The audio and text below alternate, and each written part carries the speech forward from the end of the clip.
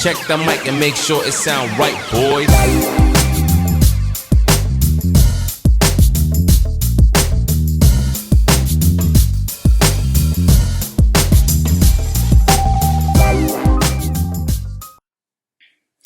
Hi and welcome to the Wolfcast. Wolfcast is brought to you by Draw the Wolves Basketball Club, and I'm your host Noel. On today's episode, I'm joined by the captain of the National League team, Ciaran McGroggan.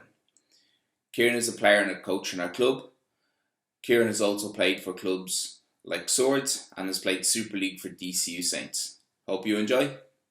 Hey Groggy, how's things? How you keeping? Hey, what's up, Noel? Good to see you, buddy. Good. Nice to have a catch up and a chat. Yeah, well, absolutely. Let's get it done. I won't come on and insult you now like Scotty did about your hair and your beard. No, I think it all looks wonderful. You just keep rocking it, bud. I'm well used to it at this stage. As I said to Scotty, there is the before photo. I might share that at some stage, but I think you're only half a caveman now. That's what it was.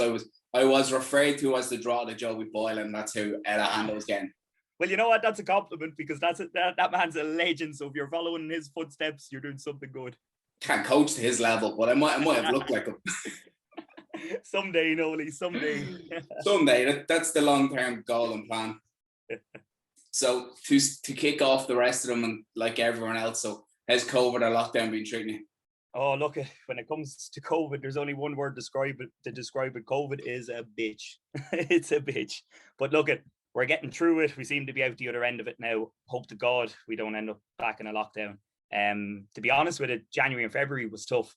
You know, probably two of the toughest months of my life going through it. With coaching being shut down, basketball being shut down, not able to see family and friends. But, you know, the good weather we have now just makes all the difference. All the difference. Good weather, basketball's coming back. You know, so bit by bit it's all building and developing again, thank God.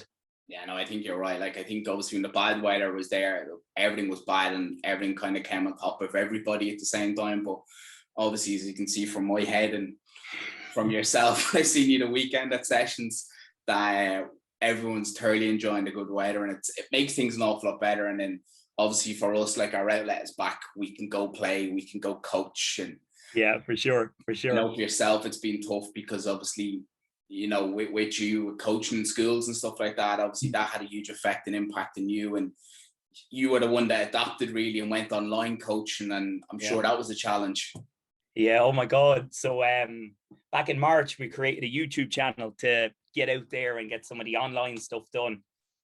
More so for the primary school kids, you know, for the little ones in the primary school. But it was good fun doing it. But as we kind of spoke about at the start there, you know, going out to like 100 people coming into your camp and coaching and putting on that performance you put on or whatever is fine and easy. But when it's just you and a camera, it's a totally different ball game. Like you're editing, going, cut, no, scrap that one, let's try it again. And it's just you in the room with a camera. It's very tough. It's very tough. For sure. As we talked before we start recording, we can all talk, we can all run sessions, but as soon as someone puts a camera in front of you, and even if you're on your own, it's how do I talk again? Yeah. I prepared everything in my head. I'm ready to say absolutely everything. As soon as someone says action, you're on. Yeah. All the panic starts. Yeah, no, it brings me back to, obviously, with us being, you know, we have a history, and it brings us back to us doing our NCF and stuff like that. Oh yeah, for sure. You know? I mean, like when you're doing it in front of your classmates and you're expecting them to perform and you're trying to teach them exercise moves like dancing to music and stuff, like, oh my God, that was nerve-wracking. Well, look, it's a sign of the times where we have to adapt and we have to change how we do things. And obviously it gave us all a bit of sanity where we had some outlet. It wasn't the outlet we wanted, but look, we had to adapt. Yeah, that's for sure. At least doing this, you don't have to worry about someone throwing an exercise ball across the hall. More likely it was you, but yeah. Never me. No, not at all. So to go right back to the very start, so who, what, or why got you involved or interested, or how did you get your start in your journey in basketball? It was actually totally accidental. I would have started out in primary school, and in Delete Boys Primary School, especially our particular group, we would have had quite a wild, vibrant group. But there was an amazing principal there Jerry Conroy was his name. I'm sure a lot of the listeners would have heard of this man throughout the years. He's a legend out in Deleek. I mean, what he's done for young fellas throughout the years. But as wild as we would have been, Jerry always had a mantra that kids had to be active, kids had to be involved. And he would enter us into every single sport and competition there was. I mean, he'd run in-house GAA leagues, in-house basketball leagues.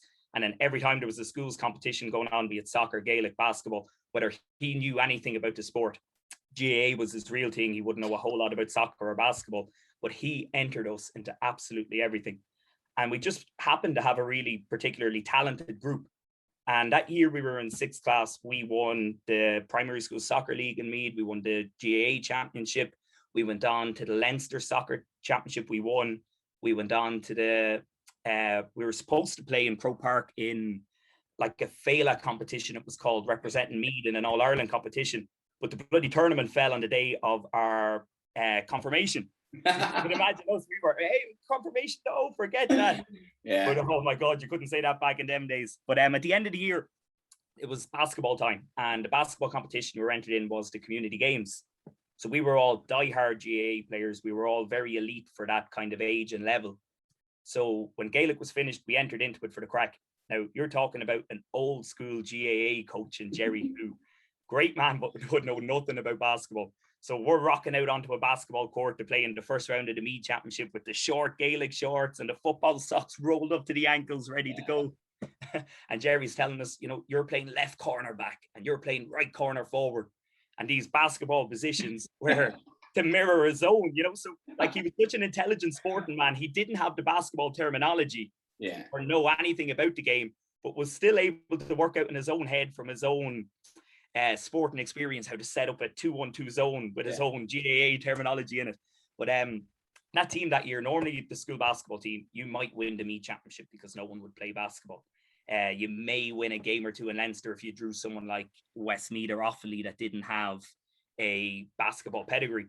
But with that particular team, we won Meath.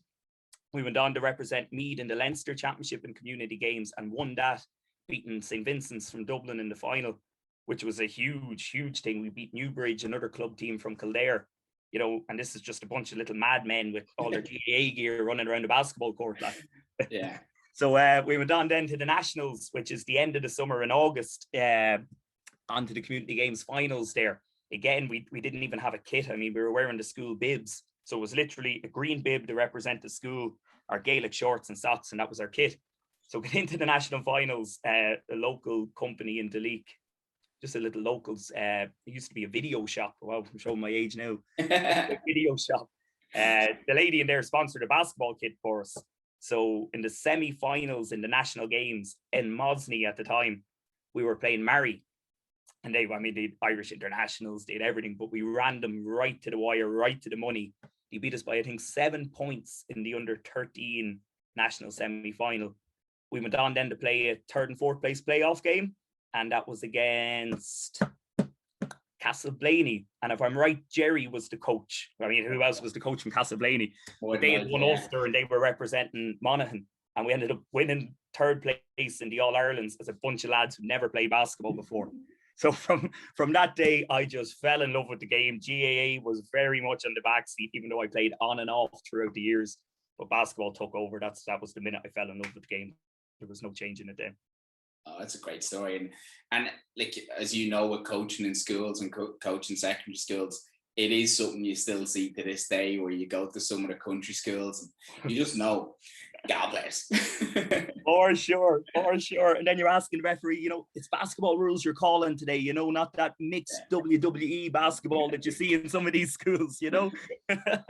Yeah, and obviously, as you know, and obviously from playing both sports, playing both Gaelic and basketball, like, it does breed super players because of the crossover skills. And for sure, you know, you see it in our club, like some of the fundamental players play both sports, and you see the crossover with Gaelic and basketball now being heavily, you know, both financially backed as well as with other clubs doing it. And that's a great incentive, because obviously we want to promote our own national sport, but obviously for us as a basketball club, it's got huge incentive for us, because we're getting Gaelic players who have the natural ability to leap, run, and understand the mechanics of moving with a ball. Yeah.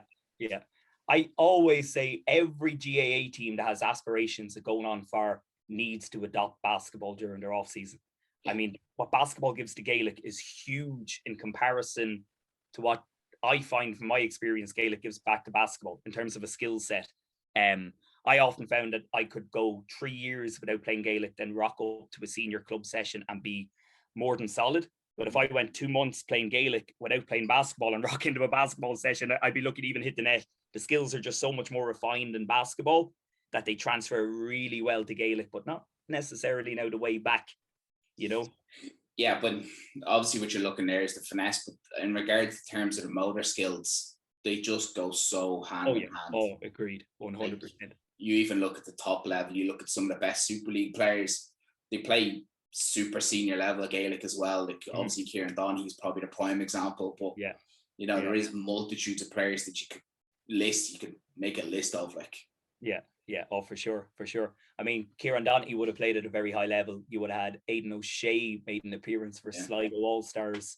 You would have Jason Sherlock. I don't know if we ever played Super League. Maybe I don't know. We played high level with Vincent. But I know if GA wasn't the high point, from what I've heard, the guy would have rocked into a Super League team. But in fairness, if you take Jay Sherlock, like, it wasn't that he played 2 sports, he played multiple sports. Like, he could have played international for Ireland as a soccer player. He played high level for soccer. He played League of Ireland. He obviously played for Dublin. As far as I know, and some of the Vincent's boys in our club will tell me or give out to me, but I believe he did play D1, but I know he played high level underage. So yeah, well, one of my first experiences playing men's basketball, I was about 16 playing with Swords, and we got to a Division 4 DMBB final. It was the Intermediate Cup, it was called, in Dublin, and we were playing that Vincent's team, but it was Jason, it was Carl Donnelly, they were just older, so my experience of that was being thrown out of the game for fighting with Jason. I got kicked out, he got kicked out. We all sat to watch the game in the hallway. Nasty little coming together in the court, but in the hallway we were kind of shaking hands, laughing about it. It was over, then we were back out for the presentation, and he was an absolute gent of a man, he's fierce competitor, gent of a man. It's exactly what you expect from a lead athlete, Yeah, and obviously given very, very much back in his coaching now, and obviously I've met him a few times and he is a gent, but stays in the court. What happens in the court stays in the court. Absolutely. What a fierce competitor, and then such a carried himself so well then afterwards and spoke really well, and kind of knew his stature and who the effect he would have. And we were such a young team, we were a bunch of 16-year-olds, and he must have spent about half an hour after the game chatting with everyone individually and talking to people. And even though basketball was kind of secondary to him, he made a huge effort to talk to young people, consolidate them. He was a real legend at the end of it, really was. Yeah, and I think obviously that's why, in the game, even and then any game he was involved in, he's held at such a high regard, because he's a model pro. Oh, without a doubt. And against all the adversity he faced throughout his career, but just a model pro and a gent.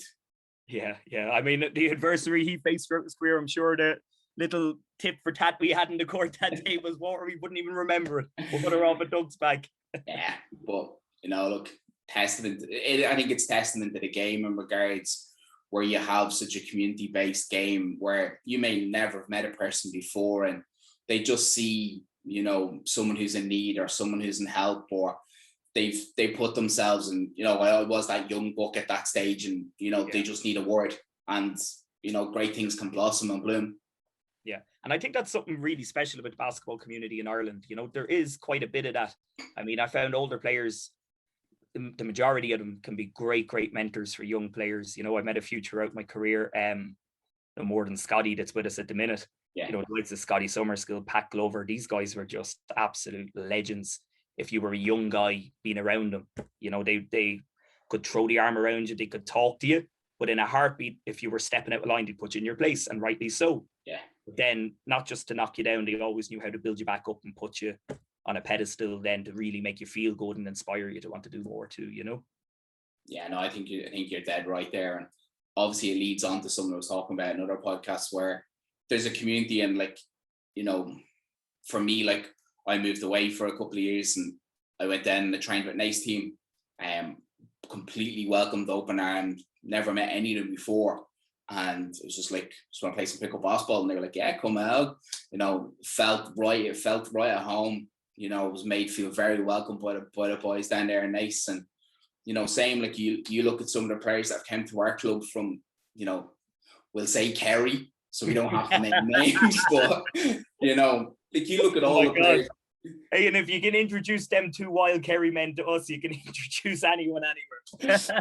But yeah, like that's what I mean. Like, you know, we've had some, you know, visitors to our club or people from different counties or different clubs, but it's just, there's no like bitter rivalry. It's like, you play basketball, I play basketball. Don't play? Let's go. Yeah. Simple as. Yeah. And that's what it should be about to a large extent, you know, that, you know, people feel at home and they feel comfortable in basketball. It cannot just be a competitive environment, which it can be at National League level, but it can also be a safe environment for people who, you know, had a bad day, had a terrible day at work, you have bad things going on in your life, that you can turn up the basketball, shut off for that hour, leave all the bad things in your head at home, leave them all outside the door and just go enjoy yourself. You know, even us being older men now or whatever, you know, being the other end of our careers almost at this stage, having been through so much, you still get them moments of being a child again when you're back in basketball, when you're out there with the lads. You know, you see 30-odd-year-old men, 40-year-old men acting like children again, you know, and there's something beautiful about that. And I think you're completely right there. And I think we've seen at the weekend, you know, you're outdoors, you're playing again. And it brings me right back to being a young kid playing basketball again, outdoors. Yeah. Oh, for sure. Yeah. That's all you had. Yeah. And you know what? It brings sunburn too, Noli. I mean, look at this dude. That's a farmer's tan. Have you ever seen a farmer's tan before? That's an Irishman's tan right there. Look, the good things have consequences, don't they? Oh, for sure. For sure. So just to go back, so obviously we've gotten and we've learned how you got your start. So what really ignited or fueled your passion for the game of basketball? I mean, being such underdogs in that community game story, really, you know, to watch a group that never played before and kick on and achieve national success as total beginners is really what ignited the passion there. You know, it just showed me that anything can be done. And I truly believed, even though, you know, I didn't get to start basketball at as young of age as I would have wanted to. I was by no means old getting to start at 12.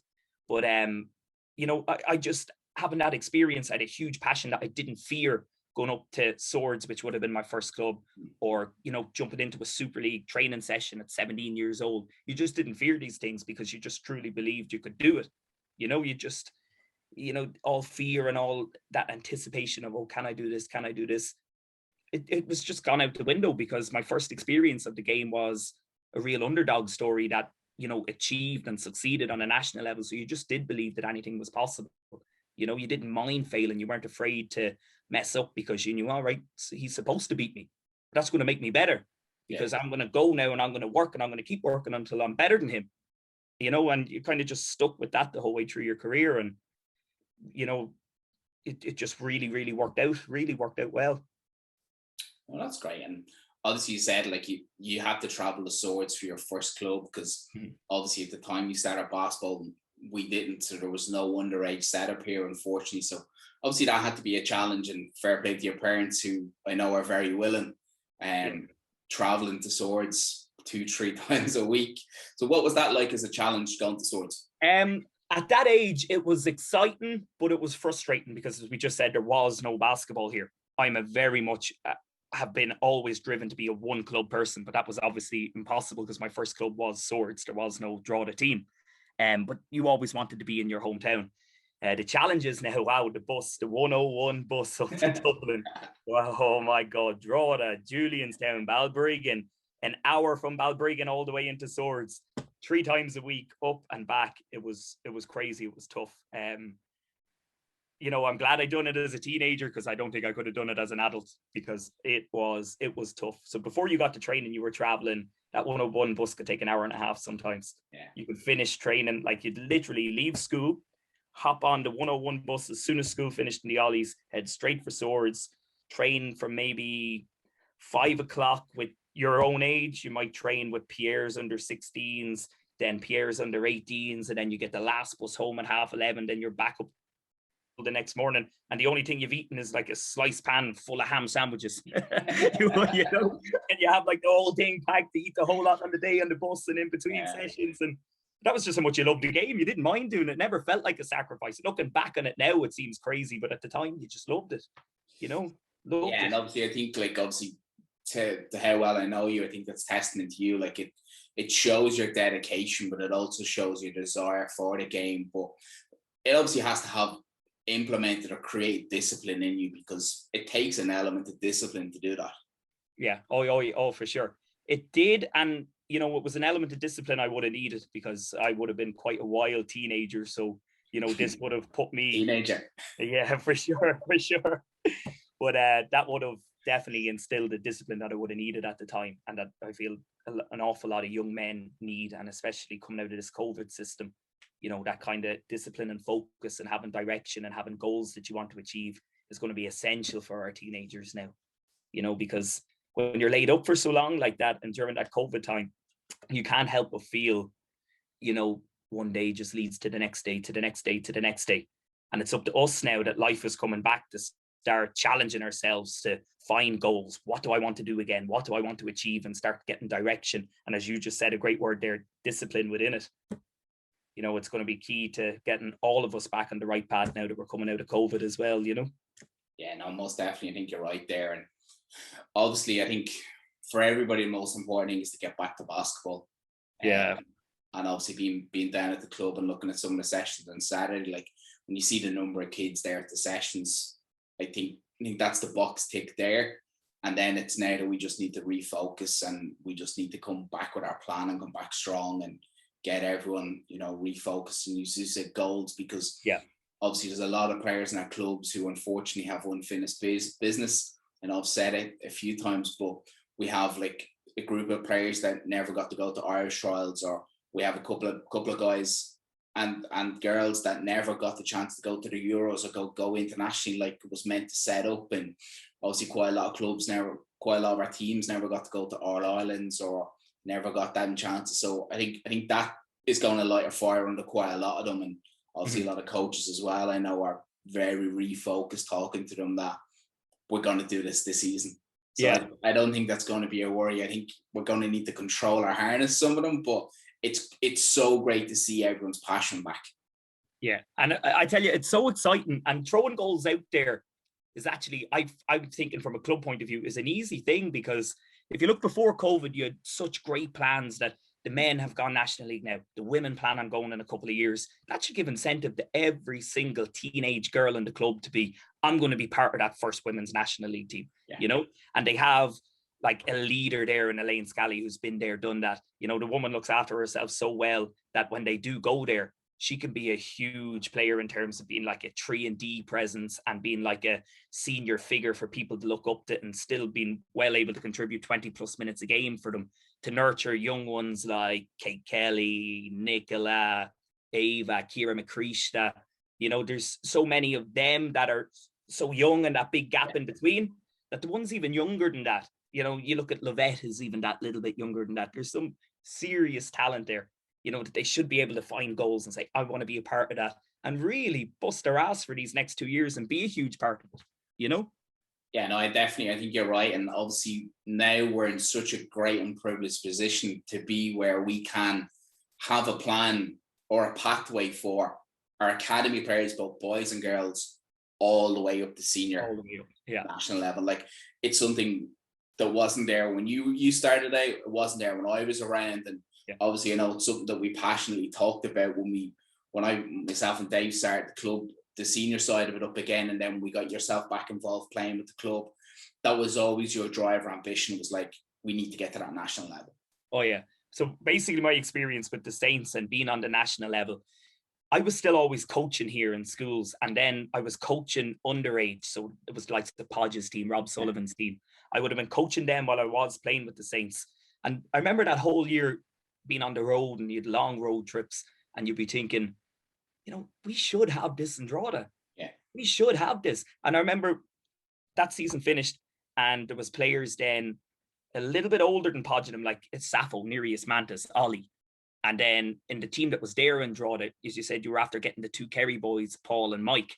And it was a serious group of talent. And Yeah. I remember scratching my head and going, no, this is it. I'm coming back here to Drogheda. I'm going to do everything within my power now to recruit these players, get them all together and see what can happen. And it just went from strength to strength over a 5 or 6 year period. And we ended up eventually, turning heads, and some of the committee members who were previously there, who kind of laughed off the idea of National League, had gone, while others had completely changed their tune. And all of a sudden you had this, not just a team ready to go to National League, but you had this community building behind it. And it was scary to watch how it grew to where it is now. It's really a huge pat in the back to the likes of Maeve, yourself, Jim Agnew, who came on board, Barbara Kelly from the women's side, all these people. Don't like naming names because you don't like to leave anyone out, but there's so many involved that you couldn't but leave people out. They've done a great job. Yeah, no, and I think you've hit the word there. I think you've hit the nail there. It's a community thing, because it does take a community, or it takes a whole club to get behind everything. And obviously, we still have a club to run, and obviously you have a lot of players, and we have a lot of club members to look after, and that's great that we have such great numbers. But there needs to be that pathway for them to excel, and we've now started to produce international players on boys and girls, and we need to obviously up that, but they need to have somewhere to play. And obviously you're the prime example. You have to go elsewhere. And like, obviously previously, before we had a high level National League team on the men's side, we had players that got to that elite 16 level, 18 level, and then they were going to Dublin because we didn't have anything here. Like, yes. And now that we have that pathway, it's super for us to develop our own players, and that we can keep our own players. It's fantastic, and now that they, as you said, like, they can go, okay, I'm here, but in a couple of years I can be playing at the National League level or Super League, hopefully, and for kids to look at that and go, I want to be the next Groggy, I want to play Super League. Or, like, let's look at Jake, for example. Like, Jake had to come from Navan to us. Fantastic. He's an Irish international. Unfortunately, COVID stopped him going to Euros, but he's training with our National League team. And, that's what we need to be developing more of. And we have that pathway through, which is fantastic. And a shout out to that kid. He's doing a great job up there too. Yeah, I've seen himself come in. I've seen Max Tyndall come in. I've seen Danny Beck come in. Them kids have come in, done a great job in the sessions. Then you're looking at some younger ones in development sessions, like Ciaran Agnew's out there. They've came such a long way, these kids. I remember them when they were tiny kids, and you weren't sure what way they were going to go in basketball, but they've a drive, they've a discipline, and it's great. The future's bright. And you can see with them, like, and they've no fear, and they are sponges, and they're there with the right attitude. They want to learn, they want to listen, they want to get better, but they want a challenge. And that's fantastic to look at, as a coach. And obviously as a player, it probably gives you a kick to be like, oh, I need to watch my shoulder here. I need to watch what's coming behind me. Without a doubt, I absolutely, because that is what keeps us going as we go through. If you get complacent and you go, sure, I'm here 8 years, this is my place, this is my spot, you suffer and the team suffers. Your game drops and the team chemistry and stuff drop. You need people keeping you on your toes all the time. Well, it's funny, we started a thing in the group there. People are posting their workouts, because we're kind of getting back slowly bit by bit. So people are posting individual workouts, and I might finish a day's work and, you're tired and you go, oh, let's skip the workout today. And someone posts a picture that they're working out and they're getting better. Like, no. They're not passing. I'm going straight to the gym and I'm going to work out more than he worked out, so I'm better than him, And it's just that drive and passion to keep everyone on their toes. It's great. Yeah, you can see it, everyone pushing each other, and then you get like Danny Olawana, who's like, it's midnight, I've just worked out, and you're like, dude, go to bed. And then you get Big Reek posting up his numbers for, I was just at work, and you're like, 30,000 steps. You're like, Reek, chill. Like 38,000 steps. Yeah. Oh my God. Imagine how many steps that would be for little me compared to 6'8" Reek. Yeah. One of them legs moving. Oh my God. That's like a normal person taking like 60,000 steps. Yeah. And Reek just doing it in his casual swag, I'd say. The way he's like, yeah, it's okay. Yeah. I tell you, that boy's one to watch this season. He put on some muscle over the off season, so He's going to be one to watch this season. Yeah, no, I've seen him out running the roads and stuff like that. And look, it's great to see that obviously our team and our players are keeping ourselves in great shape. But as you said, like we've created a nice ecosystem in regards where we have healthy competition amongst ourselves, but we have that hugely talented underage group just waiting to be released. Yeah. Look at the talent with that crew of, they're probably 19-year-olds now, is just through the roof. You know, I just hope that they keep the focus and do go the right way. You know, that coming from underage to kind of a professional level, to learn the professional lifestyle now is their new thing. You know, that training isn't just your Monday, Wednesday, Friday shoot around game the weekend.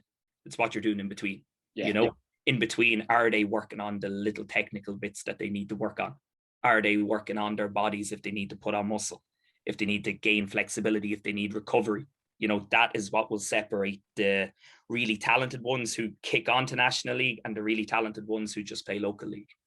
Yeah, no, I think you're right there. And obviously we're having yourself and Scotty, most importantly, who's been there and done that, but live the mantra and live the dream. And like Scotty's, like, we'll call him a veteran or we'll call him a wise old man, like, but he's an everyday, like I've labeled him Mr. No Days Off, because he is literally Mr. No Days Off. For sure. I really I kind of do feel a little bit sorry for our younger guys losing that season with him. You know, he's going to be here all this season, but there's only so many more seasons he can play. He's superhuman. He's in what he is doing is unhuman at his age to be performing like he's performing. But Father Time catches everyone, and at some stage he is going to have to step away from National League. And it is a shame that them boys lost a year of having him in a team to actually learn them little professional ways, because when it comes to professionalism and really looking after yourself, I don't know if there's anyone around that's done it like Scotty. No, but I even still think, like, if let's say he has to step away, he'll still be around, he'll still be involved, and then words for sure.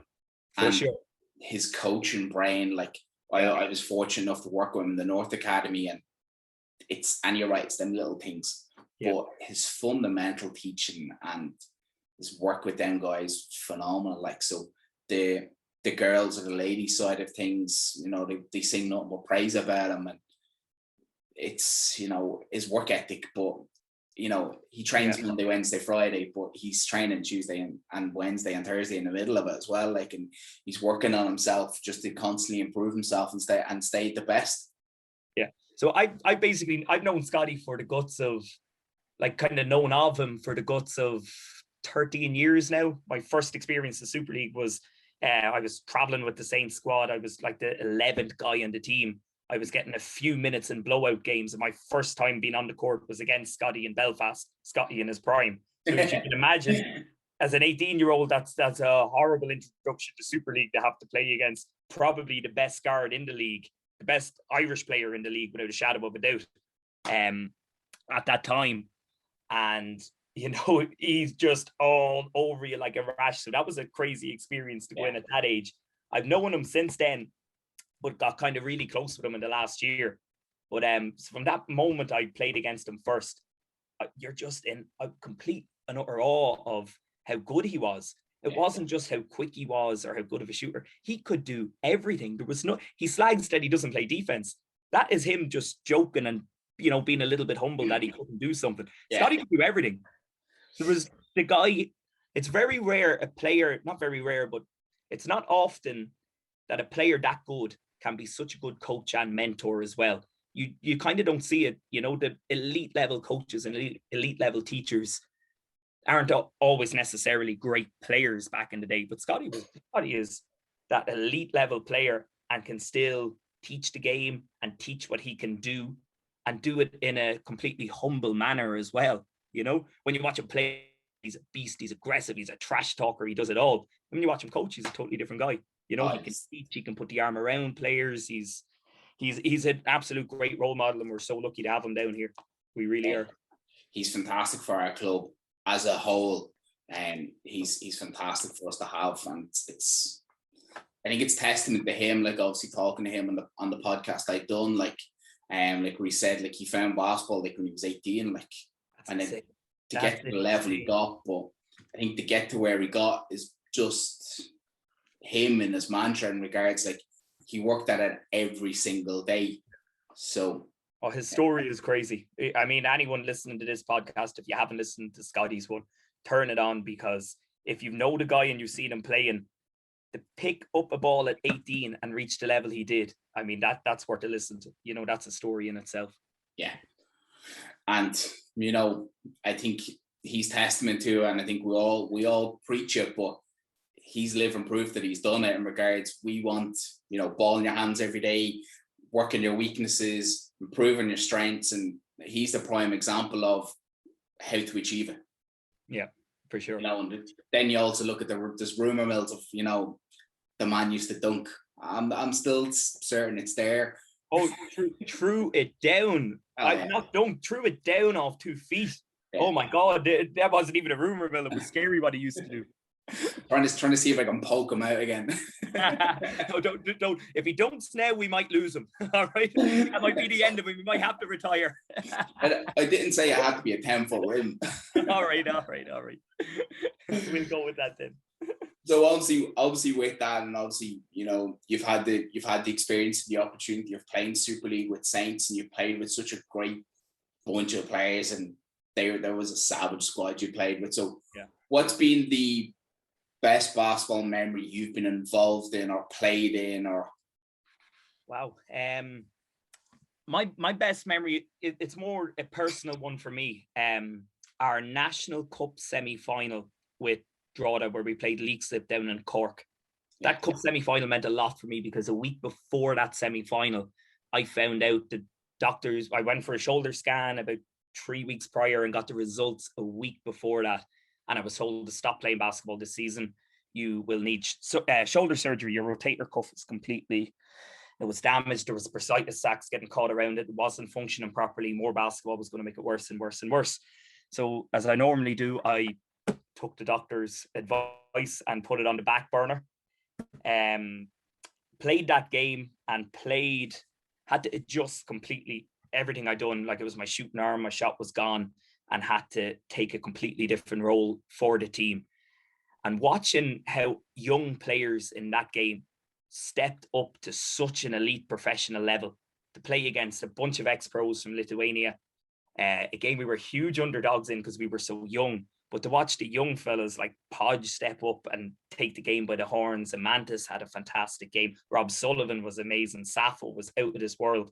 To watch them young fellas who would have all been under 22 at the time do what they done in that game was just incredible. You really got a sense that the moments after that game, you knew great things were going to be happening in the next couple of years, that this squad was really, really going somewhere. I think that was the moment the team kind of broke out and everyone realized, all right, these boys need to go on to National League level now.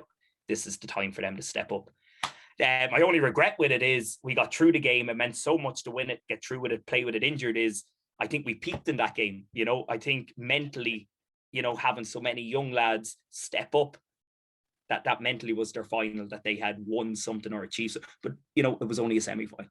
We had one more game to perform in and we never showed up in that one. But yeah, from a basketball point of view, looking back now, even though, you know, it probably led to our downfall in the final, but looking back now, that was the big moment that took us to where we are now. Well, look, there's been so many great teams that have done that and got to a final and not showed up, but then take it as a learning opportunity, and every loss or everything is a learning opportunity. And I think you can see the evolution of the team use that as motivation. And we still talk about it now, although, you know, we've different players and we have a different coach, and we still use that as a learning opportunity. And we constantly refer back to that as one, motivation, and two, to point out some areas. And we constantly reference that as remember this? Yeah. Our first video night together actually was that game. And, you know, it was the sting and the hurt of knowing then what happened in the final afterwards was like, all right, we're going into the National League now. We are not going to fall flat in our faces. Lesson learned. We won't get overhyped after one game. You know, the mission is to go in, and the mission is to be successful at the end of a season, not at the end of a game. Yeah. And it was very much lesson learned. You know, it was a really good growing opportunity for the team, for the squad. And that's what you have to use them opportunities as, you know, to reference, you know, Conor McGregor, and he's a bipolar character, but it's use a loss as a win. You know, it's not losing, it's a learning opportunity. And that's what you have to look at everything as. You know, you have a bad session. Why did I have a bad session? You look for the areas of why it was bad and you look at them to improving them. And that's something that myself and Gav do. It's something that myself and Gav talk to you about and talk to Scotty about. And I do it myself when I walk away from sessions, like, how can I make that session better? How can I make me better? And how can I make the team better? For sure. That's what we do all the time. For sure. Yeah. I mean, you don't get better by working on your strengths. You've got to accept criticism, take criticism on board, and then adapt and work on what you think them weaknesses are from what a coach has told you or what you've experienced yourself. I mean, working on your strengths isn't going to make you any better. No. Slightly marginally, but you want to make big improvements, big jumps, you got to work on your weakness. It's not even like if you only focus on one thing, you're leaving everything else out. It's like I was saying to someone else, like if you take a basketball player and you only work on the right hand side of the player, you're neglecting 50% of the body. Yeah, for sure. sure. You're neglecting another hand. You know, another hand that can make a layup, another hand that can make a pass. You know, and if you only work on the right side, what happens if someone forces you down the left hand side of the court? Yeah, I'm in trouble.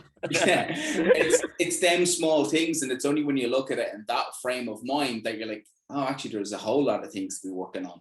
You know, and we go back to Jake. Like, obviously, Jake is currently fractured his right hand, but he's now has the ability to work on his left hand, and he is working his left hand. And you can listen to him and talk to him. He's like, my left hand's improved so much. Good. And you know what? I'm so happy to hear that he's taken the positives out of it. You know, so many people say, I'm not doing that until I'm out with this cast. And they lose 6, 7, 8 weeks. They're in a cast and a chance to get better. I'm glad to hear that because Jake's a great kid. That's a great kid right there. Just like you could see, like he was at the session the weekend. He wasn't able to get involved, but any break and play, like he's out and you can see him, he's shooting with his left hand, he's dribbling with his left hand, so he's working on it. And when he gets fully back, he'll see a huge difference in being able to use the ball. Yeah, and it'll stand to him. It definitely will stand to him. Most certainly. And obviously, to move on, like obviously, a lot of kids should be looking to you as an inspiration in the game in regards, obviously, playing at the top level that we can be at the moment, and obviously your dedication to the game. And you've played with some great people. You've been coached by some great coaches. So who's been your biggest inspiration in the game? Wow. My biggest inspiration, without having one person in particular, it was always kind of the next challenge. And for me, there were so many different challenges. Like it was always find an inspiration, see if you can get to that level and move on. I mean, coming through Swords, when I first arrived there was an elite level player there called Kev Lacey. And I wanted to get to his level. And when I could get there and you were on that level with him, it was moving on. When you got to the Saints, you were just in awe of Emmett Donnelly. You know, he was just a beast, the best defender I've ever seen in this country, one of the best professionals I've ever worked with. And it was just try to get to his level, you know, suck in as much information as you could, you know. And then when you got on to play with the likes of Scotty, best player, most skilled player I've ever seen, it was like, I want to do what he does. You know, I'm going to master that. That's my next inspiration. So you always use the inspirations as levels. Can I get to there? And if I can't get to there, how close can I get to improve myself? You know? So there were so many along the way, but it always changed and differed for me. I never took one inspiration and wanted to be like one. You know, there were so many different things you'd look for. So to go back to what we were talking, so you just constantly adapt and you change the goal. Yeah, which for sure. Obviously strive to make you a better player, and it stands to now.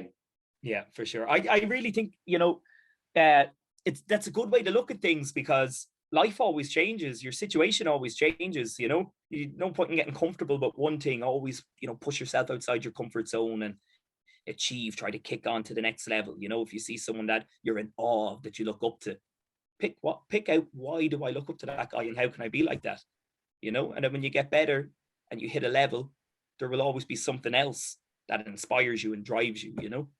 Yeah, no, I think you're right. And like, obviously, you know, improvement or, you know, getting better is always a continual process, and you have to obviously continually change your goals or whatever it may be working on. Like if you're holding a measurable to accountability, you know, once you reach that, you don't want to plateau and you don't want to stay there. You want to change it and adapt and develop and continue to get better. And I think obviously we're quite fortunate in the day and age that we live in, like obviously with modern technology, where you can literally just go on the internet and you can be learning from a culture around the world, or getting inspiration, or, you know, drills or whatever it may be from some of the top coaches in the world.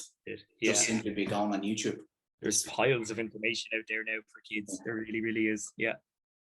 It's great to have, but it can be a bit of an overload sometimes. Well, that's it. I think it is a matter of picking what works for your game and what you need to add to your game, and stick consistently with that till you have it, rather than change. Yeah, and obviously I think as a young player, or even someone, it's having that person to go to or use as guidance to be, I want to do this, what do I need to do? And it's like, this is what you need to focus on, and let's work in this for a couple of weeks, and then let's then look at this. So it is easy to get down a rabbit hole and get very lost in the information. Yeah, for sure. Trust me, I've been there. And your wife's coming into the office and she's like, no, it's 3 o'clock in the morning. I'm like, oh, is it? Okay. Go work tomorrow. Oh my God. You need to bring a pillow in there and just nap in there, dude. I'm just thinking of moving in. Like it's gotten that bad. Like, so obviously, as we've talked, you've played in some great teams, you've played with some great players. So you may hurt some feelings here, because I know some of the people you've played underage with and that are still good friends. So who was your favorite teammate? Favorite teammate? Pat Glover. Pat Glover was the greatest teammate of all time. I mean, there's been great friends and stuff in the game, but as regards being a young player coming into an elite level team, there was nothing like Pat Glover. You know, that year being fully in the Saints squad would have been a nightmare year if it wasn't for Pat. Pat was, for people who don't know, young people on this who might not know who Pat is or was, basically the Saints team that I played on was probably the best Super League team in the country that year. We lost the Cup final, we lost the Super League final, but we had the best record in the league throughout the entire year, and won the Super League conferences with the highest points. Pat, we had no out-and-out American pro, but Pat was putting up the numbers of every American. He won the National Player of the Year that year. He was an absolute superstar in the most quiet gentleman's body. He was a role model to kid. He was by far and away the best teammate I've ever seen. And someone to this day, as I'm getting older and trying to work with younger players, I always look back and think, how would Pat have helped that younger player? And still someone that I really looked at, what would Pat do in that situation? He was a real leader, a real gentleman, real nice guy, made everyone feel welcome, rock out in the court and give an American professional 28 points and 10 rebounds without even breaking a sweat. Yeah, no, and obviously, you know, I went to watch some of the games you played Super League, and like that, I think he was an ultimate role model for all of that squad. And I think it was someone that all that squad looked up to, and I think he was the leader of that squad, really. Yeah, you know, for sure. You use a veteran, or you may use his age, or, you know, I think he probably answered a lot of people that year, because I think a lot of people are saying, you know, he should stop playing at that elite level. Oh, no, we went into his old club, UCD Marion, and we had them in UCD, and everyone in the bleachers were shouting at Pat during the layup line before the game started. OAP, OAP, OAP. Pat finished the game with 34 points. We won the game. I think in the third quarter we were up. Game was over. We're up 30-something points. Game was over. And I remember Dave Donnelly, our coach, going to Pat and said, Pat, look, I'm going to rest you. He said, no, I'm giving these the business. And he just silenced everyone in that crowd who was shouting OAP at him. Oh, he just gave them the business. And like, sometimes that can be fuel for players like that. And if you want to hear more about Pat, and again, give another shout out to Jago on the Shotcock podcast. He had Pat on there recently. That's right. Yeah. And I'd highly recommend it. Yeah, I've listened to a few of Jago's ones now. He's doing a good job, but people I know and people I've been close with, I've listened to. And I mean, Pat's such a gentleman. He wouldn't strike you as this amazing basketball player, but by God, when he laced up his boots, he gave out some ass whoopings. And like, obviously, he said, like, it's tough to play in Super League, but then when you're not playing with any pro Americans, it's hard. Yeah, you know? Yeah. But I mean, there was no pro Americans, but there was a bunch of Irish guys who were legit professionals. I mean, Pat was that great leader, that great teammate. But Emmett Donnelly is one of the best pros I ever came across. You know, he kept everyone honest, everyone on their toes. Pat wasn't even the captain of the team, it was Emmett. But Emmett was more quieter. He led by example. You know, he put the hours in, he put the work in, and he would just lead that way without having to talk or to say a whole lot, you know. It was really, you were lucky to be there. You know, you weren't going to play as a kid because you were dealing with legit men, legit pros. But to learn the game and learn how to be at a professional level, you couldn't have been in a better team. It was full of elite, committed, legit professional men. Like, so to be a kid coming in there, especially someone like me who wants to be a coach long term, to learn what guys do and learn their was very, very good.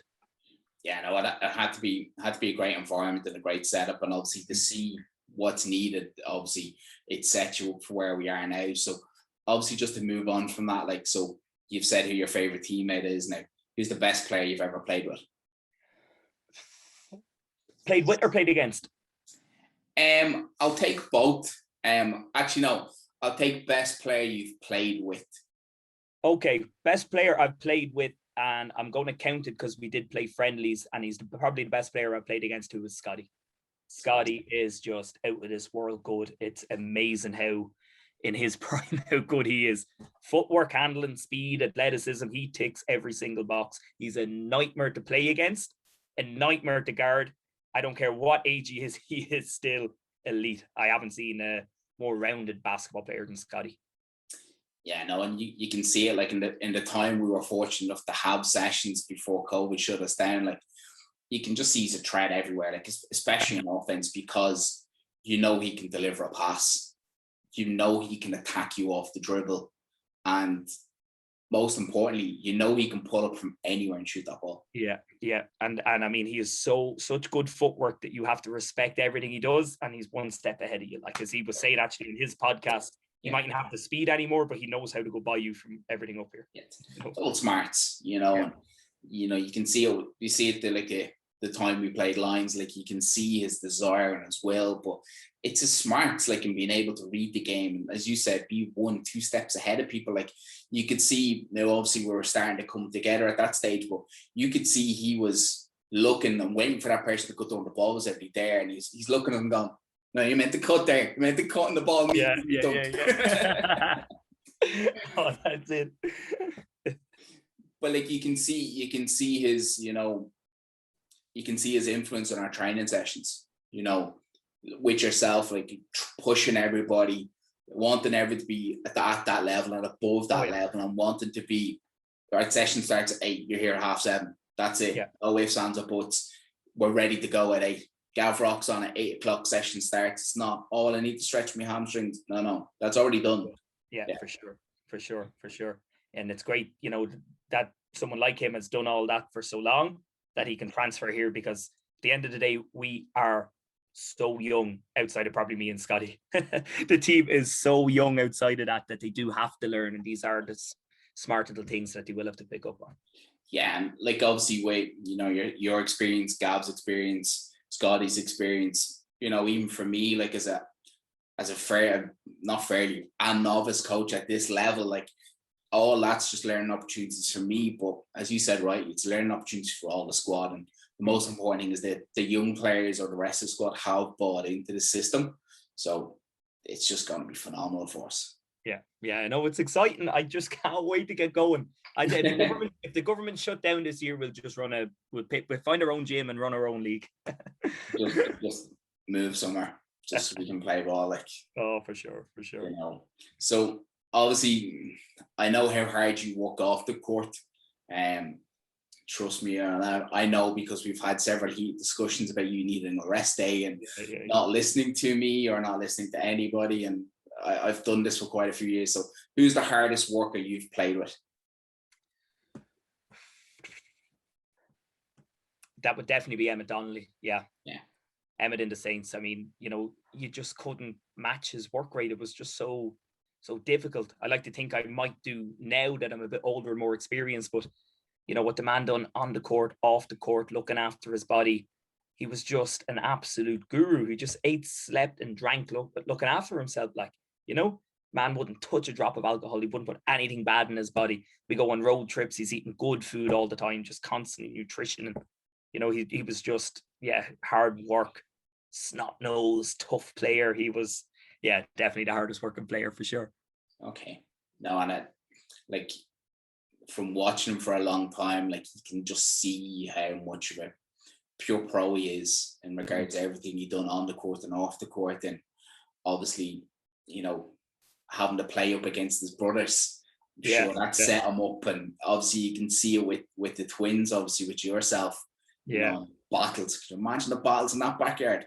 Oh my God. I tell you, there's no better competition than battling or working out with your own brother, because it just can't, if me and Podge go shooting around, it can't be, we're having a light session, we're getting shots up. All of a sudden, 1 or 2 shots go in and you start keeping score. And then it's like, you can't do it with a defense. No, what do you mean you can't do it with a defense? And then all of a sudden, what was supposed to be a shoot around turns into a one-on-one with bloody noses and busted eyes. And but you can't beat that for getting better. I mean, that's what you need to get better. No, definitely not. And from knowing you and knowing the twins, and I can just imagine the killings. Oh no, we even have backyard games, and Cormac doesn't play basketball anymore, but when he sees the competition going, he'll jump out and jump in. And the dude can't shoot anymore, but by God, he can foul, he can punch, he can kick, he can wrap you up. And he's very good at running his mouth. Oh my God. Thank God me and Podge didn't get trash talking. If Cormac had kept playing basketball and not went to soccer, you'd be talking about the biggest trash talker in the team. Yeah, no, he's we'll say competitive in regards when he gets going. And look, it's fun to watch the talk with Scotty. It's fun to watch. It's fun to have, but yeah, the little fella can talk. Yeah, that's for sure. Oh my God, it's shutting him up is the problem. Look, shutting all you Groggans up is a tough thing. So obviously you will fall into this category very much like Scotty did, but who's the biggest messer or joker you've played with? Oh my God. You know what? That's out on its own. That is Andreas off our team. That guy is crazy. For people that don't know Andy and come to the games and have watched him in games over the years, they're so intimidated by him. He's this huge, muscular, intimidating specimen. But then when you see him in training, he's like a 7-year-old child running around the place. He is crazy. Completely cuckoo. He is great crack, that man. Great crack. Yeah, and there's someone who loves to talk, but by God, do you get some laugh at him? Even the weekend, Yeah, I mean, we can't even tell the stories here because we're keeping it PG for everyone. Yeah, but Andy knows how to get a laugh going, that's for sure. Most certainly. And I don't think he ever believes in timekeeping. It's Andy time. Oh my God. Oh, the stories of that man. So obviously, just to move on, and did this wide and ask the best player you've played against. So who's been the toughest player or team or opponent you've played against? Because, let's go back to when the club first started and you were coaching your twins and that group of team. For us at that time, going to Tolka was we always knew it was always going to be. So I'll take obviously the best player you've played against, and then obviously the toughest opponent. Toughest team opponent or an individual player? Both. So 2 answers.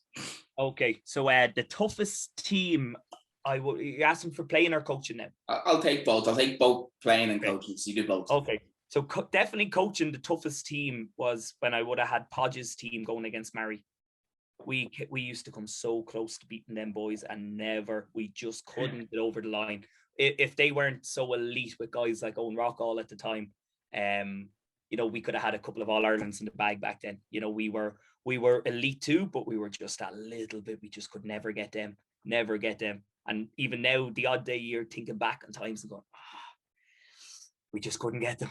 It stings. As a player, I suppose in the Super League, it was probably so frustrating because we would have been seen as the best team in the league, but we just, in finals, we couldn't get over Limerick. We just could not get over that hurdle, and they might just scrape into the playoffs. They would have had a really top American player in Rob Taylor. They would have had Jason Killeen, Scott Kinnivan. They were still very, very good, but in finals, they just always seemed to have our number, and that was frustrating when you would have been heavy favourites going into them finals, So yeah, definitely as a player, it would have been them. There's a few over the years with Wolves, but that was probably the most frustrating.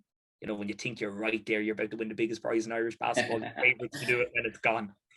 Jason Gilleen comes out and has 30 points, Rob Taylor scores 20 something, and it's gone. It's gone after you probably beat them twice in the regular season.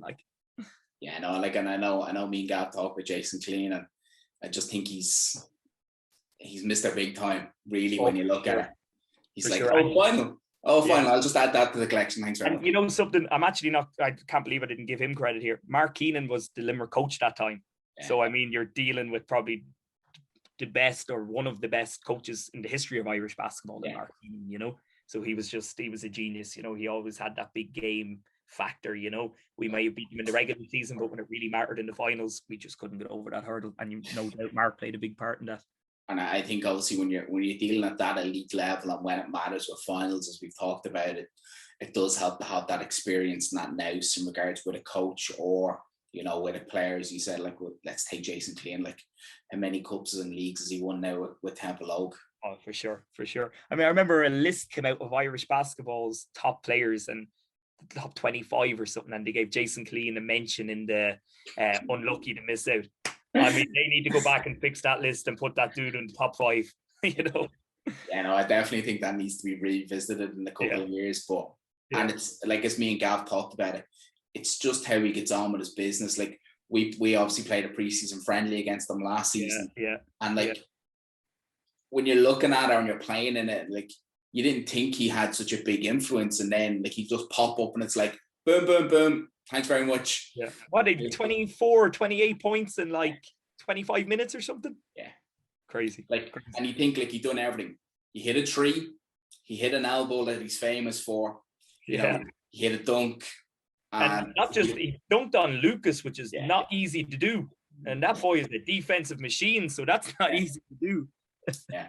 And then he hit a turnaround jumper and you're like, oh, that's nice. Oh, it's nice. Oh, that's really nice. Yeah. Oh, he stacked up. Yeah, he stacked up. yeah. We won't look at that stat sheet. We leave that. It was only preseason. No, but for us, that was great to see. It was great to see the level, and and again, once the game was over, the chat amongst all their players with us, and best of luck, and everyone talking, and I had a good chat with Puff, and a good chat with Jason, and again, you're looking at them players, and you're looking at that level and that elite, and they're still going. If you just done this, and if you just done that, you'd be like, oh, okay. Yeah, the one really encouraging thing there was we played the elite Super League teams like Aina, Temple Oak. We were due to play UCD, but after each game, speaking to their players and the coaches, they were like, "Oh, you guys could end up in the Super League here next year. I'm not going to be surprised if you get promoted." So to hear other players saying that was really, really encouraging. It's part of the reason why it was so heartbreaking we didn't get the season, but to see all that squad coming back now next season, it's exciting. It's super exciting. As you said, we were such a new team, a new squad getting together. We hadn't found our feet. We didn't even have our systems. We were not winging it, but we had an idea. We were only starting to implement things, and to run teams of that level to how close we did.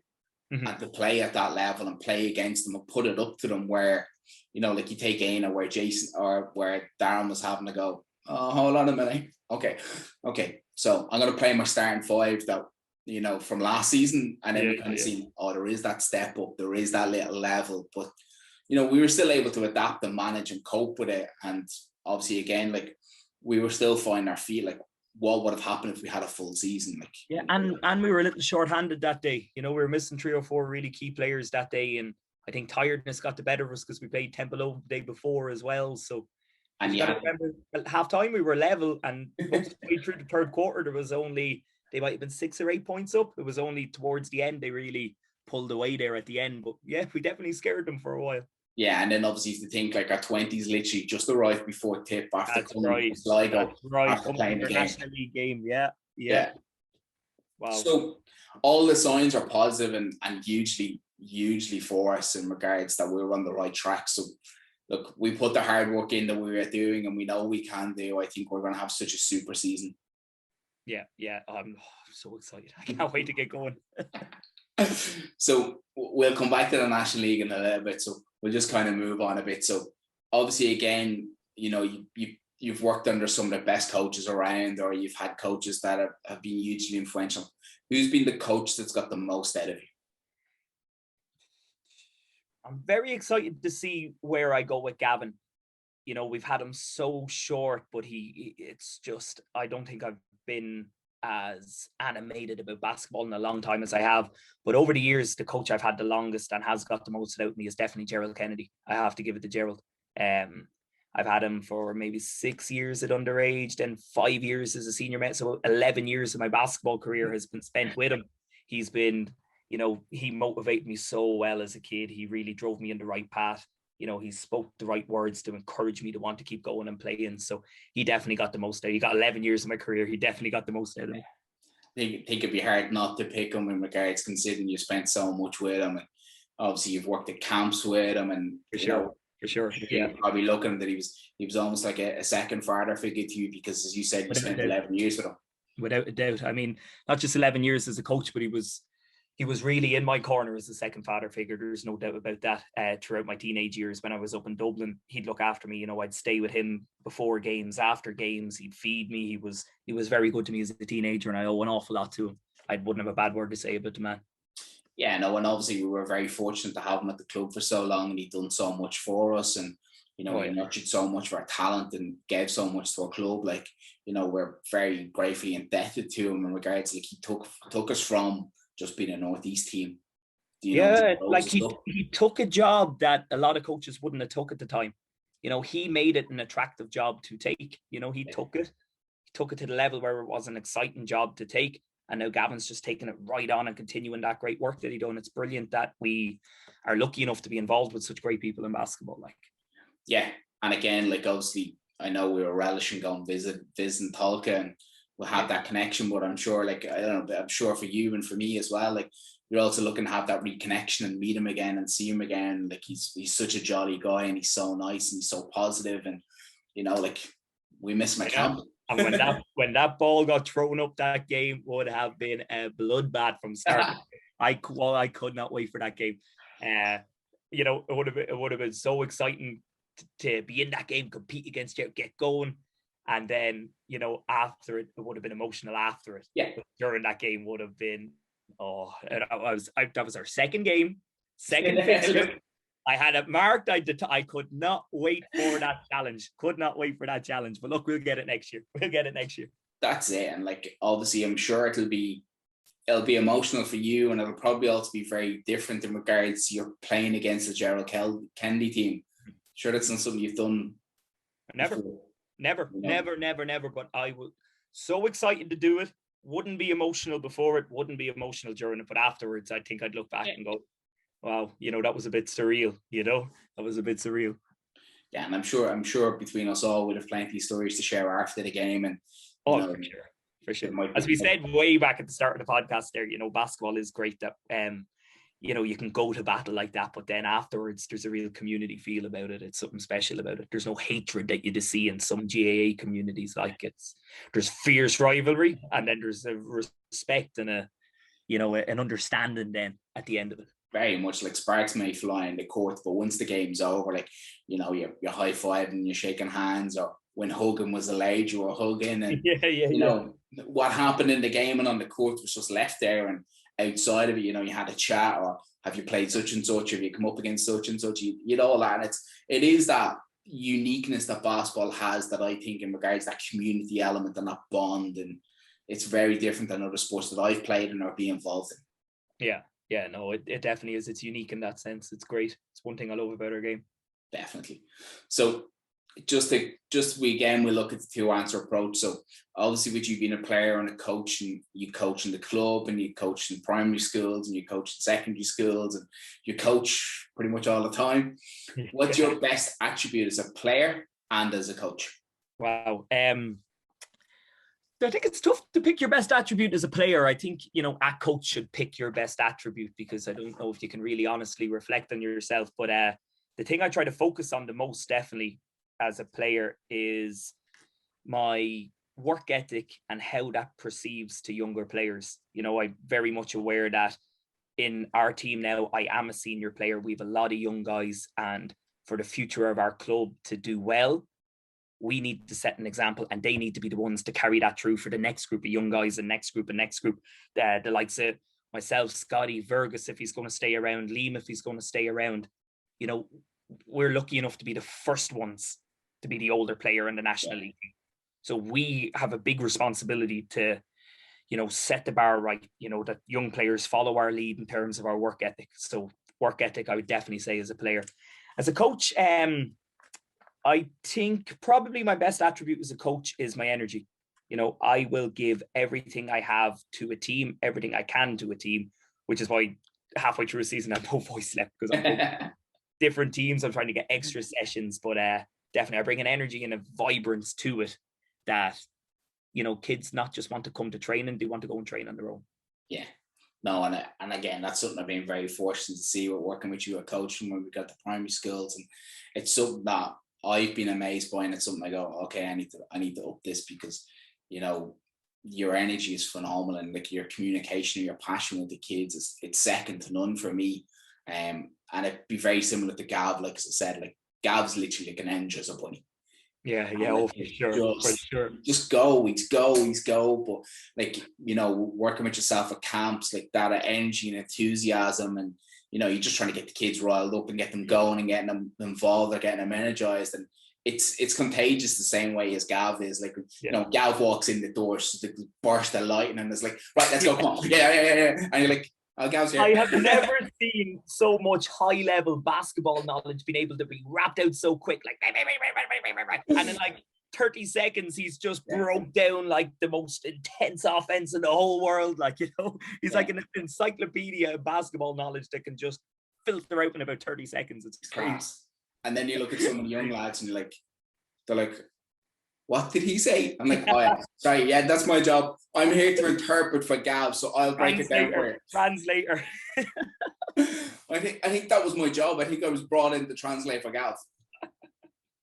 Oh my God. How did the poor Americans understand them?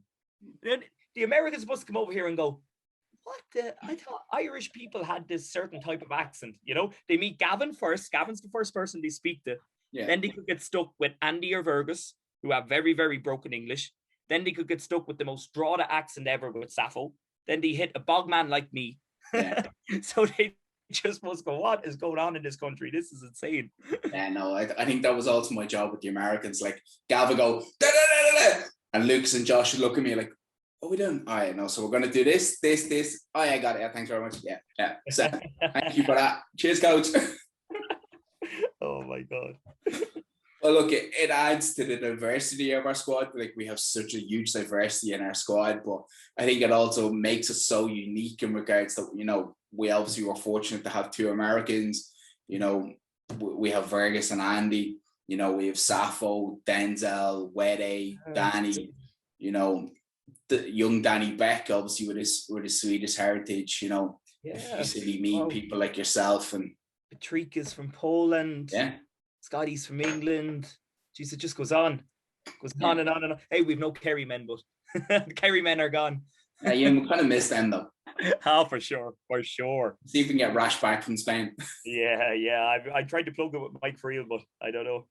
I think he's busy sprouting babies at the minute, so yeah, he's building the future for us. Yeah, so we need players to do that for us. So look.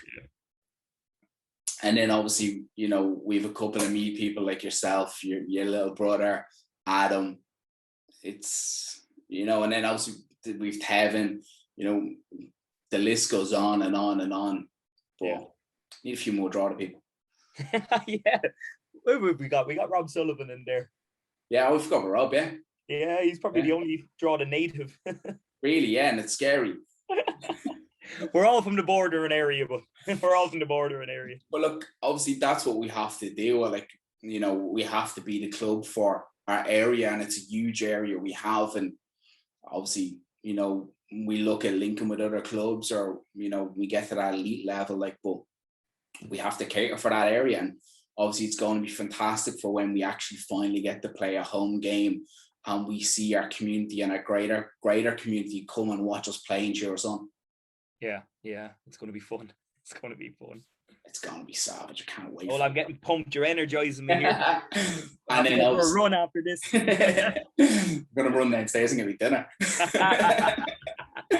And then obviously, like, we need to build towards getting our own wolf cave and having the wolf den and having our own facility. That's the next step, obviously, for the club. And that's something I know that there's a lot of work and talk on in the background. But if we it's definitely the biggest project and probably going to be the most difficult to get over the line, but it would be the biggest thing in the history of the club forever going forward if we had our own home.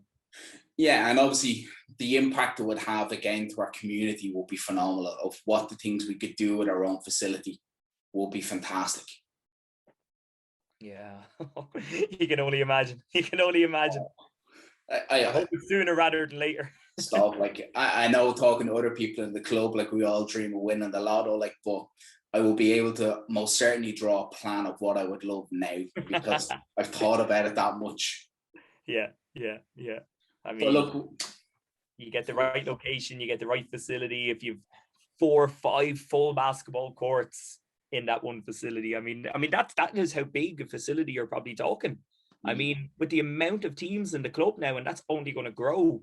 I mean, you're talking a minimum of a facility with probably 4 basketball courts, something like Gormanstown. Like, you need more, because, like, I think at last count, like, at the moment, we've like 400 active members. Wow. That's came a long way, and I'm sure that's going to fill up.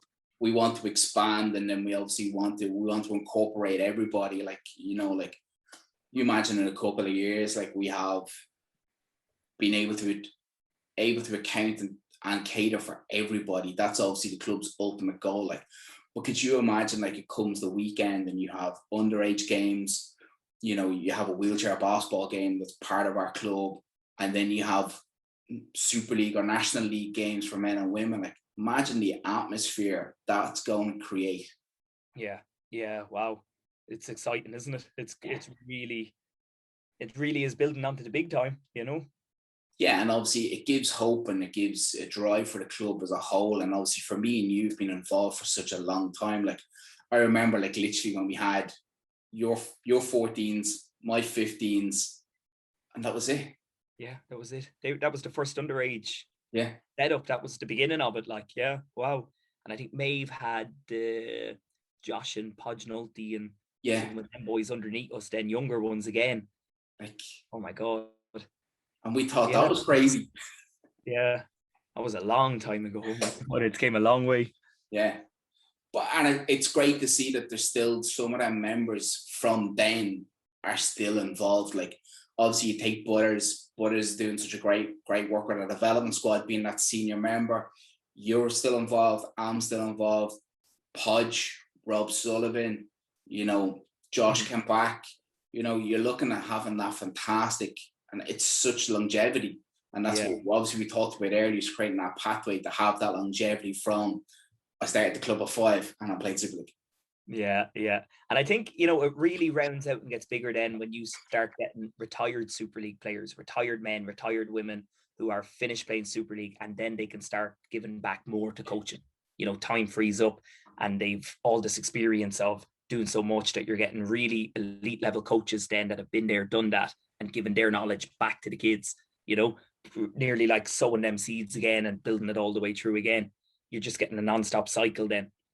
Yeah, and obviously it's great, Dan. Obviously, you've hit the nail on the head, like, and we're so fortunate to have, but, like, let's take Emer. Emer played in America, played top level pro in England, played here, and is doing such super work in the development side with some of our younger players.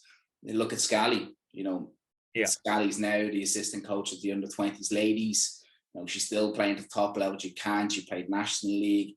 And she's coaching, if you gave Scally the choice to coach all the time, she'd coach all the time. Much like yourself or I would, I mean, what Emer, just to track back on Emer, what she has done with that group of kids is amazing. I mean, the time there's a tournament on, if Emer gets a sniff of a tournament somewhere, she has them entered in it, and there's one thing training them all the time, but you have to expose them to competition everywhere. And I mean, that's where she has excelled with them. The job she's done there is incredible. Actually, a lot of people with younger underage teams should pick that woman's brain about what she's done, how she's done it, because she has hit the nail on the head with that group. It's just her attention to detail, and it's just she constantly is learning or evolving or looking up new things, or it's just constant. I don't know how she does a job and does the work she does. Because she's just constantly searching for new ideas and new drills and new everything, like, and to go watch her sessions is a dream, you know, because she's so drilled, and then she just delivers it with such passion, and her players have bought into her, and you can see their improvement from when she first had them to where they even are now. Like, and this COVID thing has been scary, because like I would have worked with a lot of them players with Scotty at the Ulster Academy or the North Academy. Like, they made up half of that academy, which is testament again to Emer. Like, but we seen them at these, they were like the boys. I went there on Saturday and I seen them, and I was like, these are monsters. They're like full grown men. I'm like, wow. I'm looking forward to seeing that, because I am adamant COVID has robbed me of 2 All-Irelands in the Joeys, because I had all them boys here in St. Joe's. I'm saying, here we go. My first time getting an A Division All-Ireland. I'll finally get a win over Malachy's. We're going to be right there. And then COVID hits. I had all them little guards that she had developed, all them as small guards. And I was going to myself, if one big fella walks into this school, it's over. And lo and behold, 6'4" Cuba lands in my school, and we got him down and we got him in, and then we got him involved with Emer, and then COVID hit, and you know, I haven't even been able to catch up with these kids. I haven't seen them. Sure, I'm not in the schools, so I can't wait to see them, and hopefully they've kept playing basketball. Cuba has shoulders on them like Sappho. Wow. Imagine seeing him the weekend. I'm like, so you filled out even more? He was 6'4" in first year. I had to pull him off the corridor and drag him into the gym and try to convince him. I remember Emer going, yeah, that big fella Cuba, is he coming down? I said, look, Emer, I'm trying to work on it. His mom doesn't have great English. I'm trying to communicate with them, hopefully have him down. And eventually I think Emer did get in touch, and she made the pathway to get him down, but it took a lot of convincing. We got him down and got him in, and hopefully now that ends up being a very successful story in a few years. I don't think there's any stopping that kid. No. I think he's found a bug like we all have, and I think he's just, I don't even think he's broke through the level yet, or the surface yet. Like, he's still finding himself, and he's going to be scary. Yeah, he's naturally skilled. He's so young, because like at the weekend, like, because obviously they're under 16, and I was thinking, oh, you know, maybe he could come, you know, National League. And he was like, no, he's 14. I was like, he's the size of him, and she's like, yeah, so go maybe National League in another year or 2. Yeah, he's, oh my god, could you imagine him as a first year? He was that big when he was a first year. Yeah, it's scary. Like, other teams were looking, going, are you serious? First year. Yeah, he's a first year. Yeah, and like it's frightening, but it very much reminds me of Amantis' story. Right. Like, I remember when we first set the men's team up, like, we had Amantis playing with us when he was 17, just turning 18. And like, we all see what Amantis grew into, when the development of Amantis and the athleticism of Amantis. And, you know, I think you have another Amantis on our hands with Cuba. Good. So I hope he keeps playing, but doesn't quit like Amantis did. Look, Amantis found different avenues in life, and he's traveling the world. Fair play to him. Well, look, as long as he's happy. So just to go back to obviously playing and our games, do you have any like pre-game rituals or any superstitions? Like, I talk with Scotty, I know for you want the number 4 and that's it. End of. So I've actually, since we've got that new gear, I went away from number 4, believe it or not. Oh, I've moved the gear that's in my spare room. Yeah. I've been playing number 1 the last 2 seasons. It's funny, I don't even know, can't really remember a story why I wore number 4. I think I wore it in my first ever game when we got them new uniforms, as I talked about in primary school, and I just wore it ever since. But I remember when we first got the Spanish gear, the first set we got was way too big, the number 4, because the number was the size and the number 4 was extra large. And I can't play with something baggy on my shoulder. So I had to go for one of the smaller sizes, which was number 1, was a medium, which fit lovely on my shoulder. So I just stuck. To be honest, I'm not one bit superstitious, you know. I'm more into the science end of it, of eating right, getting a good night's sleep, hydrating properly, stretching properly, and being professional in myself. And then I trust, then I'm ready mentally, physically, and then I'm good to go. Then I'm good. So you're part of a rare group that doesn't have these, and it's so funny. Like you see it at training. Like I'm sure I can name loads of them in regards to players that have to do the same thing, the same time, in the same steps, and they're so focused on achieving this goal of superstition or ritual, and it's like, what? I don't get it. What is it with basketball players? It's everywhere in basketball. Yeah. I think it was like Michael Jordan used to wear the old shorts underneath his bull shorts or something, and everyone loves Michael Jordan, so they just ran with that. But no, I don't. I look after myself right. Don't do anything crazy before a game. Keep myself right. Good night's sleep. That's me. I'm good. I'm ready to go. Happy days. Yeah. The way the thing should be done. But obviously, different points of life, different things come into effect there, unfortunately. So obviously, we've talked a lot about some of our younger members. So if you could give one bit of advice to our young Wolfpack, what would it be? Always ask older people's advice. Always ask people who've been there, done that, asked their advice. One thing I regret a little bit coming through as a player was I didn't ask enough questions on what I should be doing. Me going and training and doing my own training and working hard and doing all them things that everyone says, that was no problem.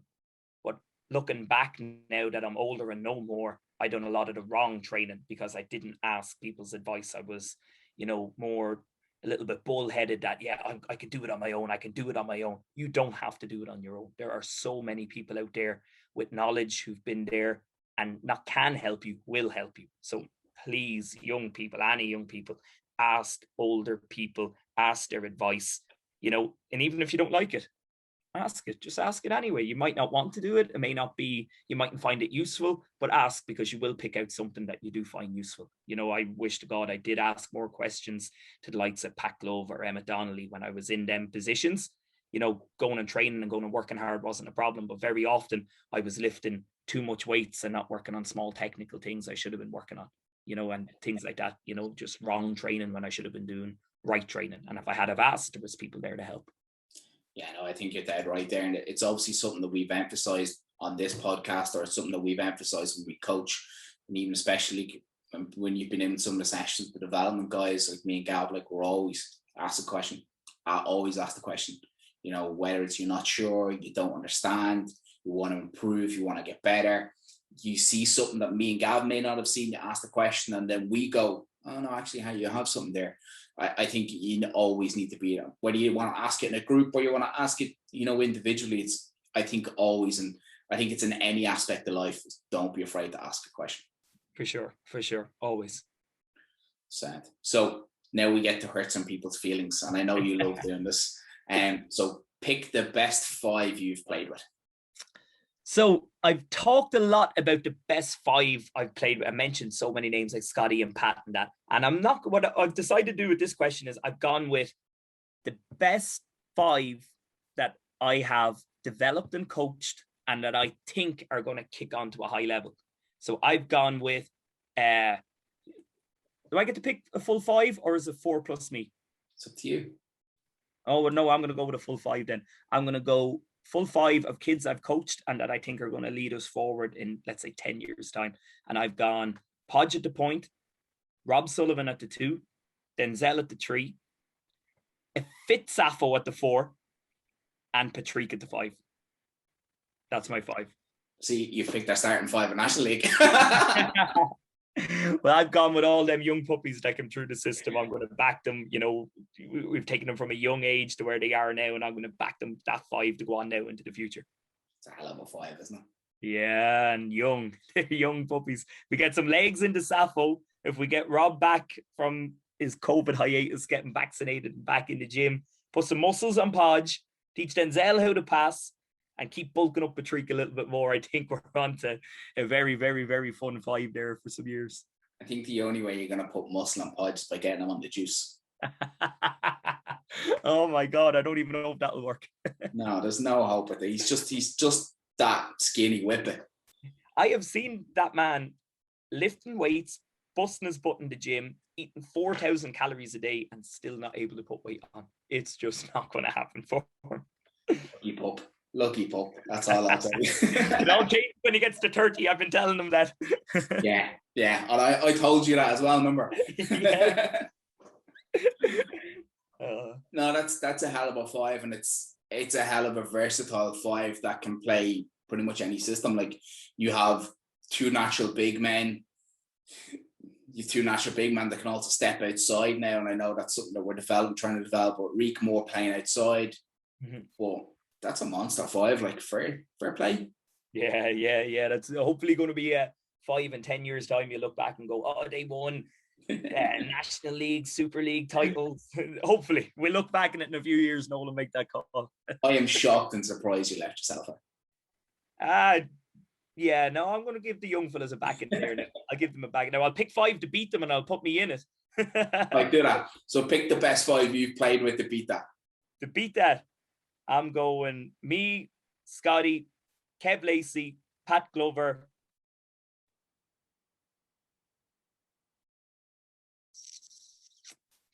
and I'll throw Big Lucas in there as a big rebounding centre. And right now, if we played them right now, we'd beat them by 30. Hell of a claim. Hell of a claim. You know, if they want to put some money on the line, I'm sure I can drag Pat out of retirement. Kev Lacey's still playing Super League. Scotty's still flying. You know, Lucas will be back over with us soon. You know, €50 a man now. We might get no game going on. No, that's a hell of a 5. And as I talked with Scotty on the podcast, like, obviously, you know, a train that was something that Gav done was played young v old in regards, saying to Scotty, it was test the young guys, it was to see what they had about them, but it was to have the so-called older players play smart against them and see how they react. And for me and Gav, it was to look at situations and how things worked and planned, and, you know, that'd be a good game. Yeah. That'd be good. Sure, I'd enjoy that battle. Yeah. Behind closed doors, no ref. Be good. Oh yeah, fun. No rules. If they get too fast, no rules. Yeah, Sky be like, no, come back here. So obviously that leads on to us in the game scenario and game situation. So you're down by 2 points. Of all the players you have played with or coached, who do you turn to hit your game-winning buzzer? Oh, that's a tie between 2 people. I've seen Pat Glover doing it on the biggest occasions, so it's hard not to go with him. But there is someone I want to throw out here who's crazy for hitting. You know, you give him the ball and he can just hit a shot from anywhere. Is Nereus. Nereus just has this ability to hit huge shots when you need it. You know, the guy's crazy. He can have games where he lets you down, but he will have moments where he just hits huge shots. You know, and if you have a swarming defense and need to get a shot off, he can get a shot off from anywhere. It's crazy.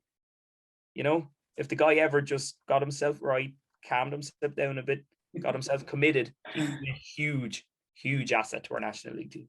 Yeah, most certainly. And I think he almost thrives off the big stage. And sure, when he gets fire, he gets fire, and was seen on a couple of occasions in the North Conference when our men's team played there. Like, he had some huge games. Games, like, where put up big numbers, hit some ridiculous shots, and you're like, how are you getting that shot off in the corner with a man rushing you? Yeah. And he says, yeah, it's fine. It's gone. Yeah. I mean, his core control, like, you would swear he is doing so much in the gym. The dude never seen a dumbbell in his life. He wouldn't know what a dumbbell was if it hit in the head. Yeah. You know, he doesn't. It's just natural God-given ability. Yeah, and like, obviously we all know he's a fan of throwing up shots, so I think maybe that has something to do with it. But, like, I think you're right. Like, obviously, you know, if you look at his body control in regards to, say, let's look at Seth Curry's body control. Like, when he would hit a fadeaway and he would have that natural turn in his body, he'd just be like a beanpole. There'd be no flex, or he'd get a shot off perfect and he'd lean, and you're like, oh, okay. Oh, no, okay. And, you know, that is something you have to work on. He doesn't work on anything. I can just do it. I hate people like this. Yeah. But look, you know, they're a joy to watch. They're frustrating from a coach. Yeah, oh, for sure. Football. Oh, for sure. You know, look, people are built very differently as we've seen, and you know, we've talked about previously ourselves, like, and it just makes the game so interesting to see different people's abilities, different people how they're built, and then see what they can actually do. Like, you know, we talked about Scotty, like, sorry to stop using Scotty as an example, but you know, like when you look at the size of Scotty, and he talked about it, and obviously I know, and you know, like, we're seen as undersized players and we're wrote off straight away. Like, but then when you see Scotty's ability and leaping ability, and you're like, he's just pulled a rebound off Lucas, and you're like, I'm sorry, you know, like, how small are you? Yeah. But that's it. Like, in, you know, like, you look at, let's say, young Danny Beck. Like, you look at young Danny Beck's athleticism in regards, like, his leaping ability. You know, like, he'll fight for boards against people that he shouldn't be fighting against. You know, it's just amazing to watch. Well, once you've a heart to battle, a heart to compete, you really can. I mean, back yourself, believe in yourself, and don't fear anybody. I mean, go for it. Most definitely. So obviously we've dipped in and out of it. So obviously with yourself being the captain of our National League team, and fingers crossed everything going right, and hopefully it looks like it's going right for us between vaccination and, you know, people being conscious and smart, and we hope and pray that we get a season this year, because we were robbed last year. But obviously let's talk about the season coming up. So what's your hopes, goals, aspirations? How do you see the season going?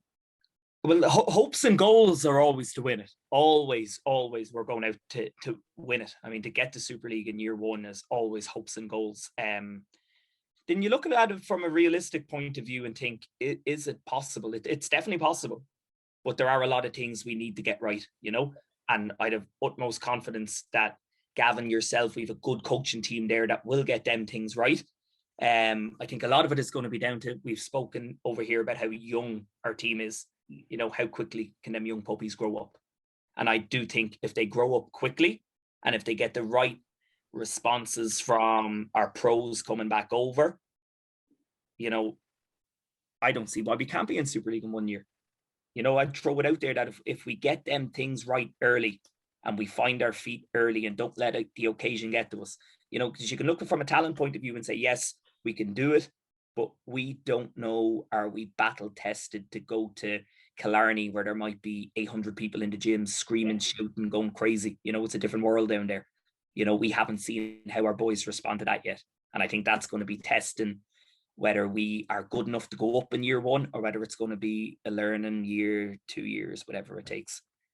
Look, anything is possible, you know, and you see it in sports. We've seen it in games, like, you know, anything is possible. But I think you're right there. Like, we need our young players to mature, develop, get used to the occasion, and not get overawed by it. And obviously, we're talking about Gav. Like, Gav's such a fanatical and OCD about the details. I don't think any of that's going to be missed. Like, no, you know, full faith in that. I've never seen an operator like him. I've not seen that man. Must never sleep. I don't know how he does it. Neither do I.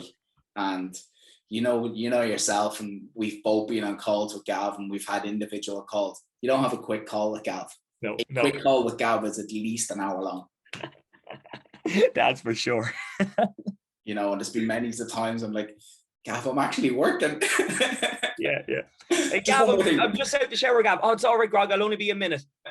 40 minutes later, I'm still soaking wet. I haven't got a chance to dry myself. No, it doesn't happen. But I think that to him is his testament of his passion, his drive, his energy for the game.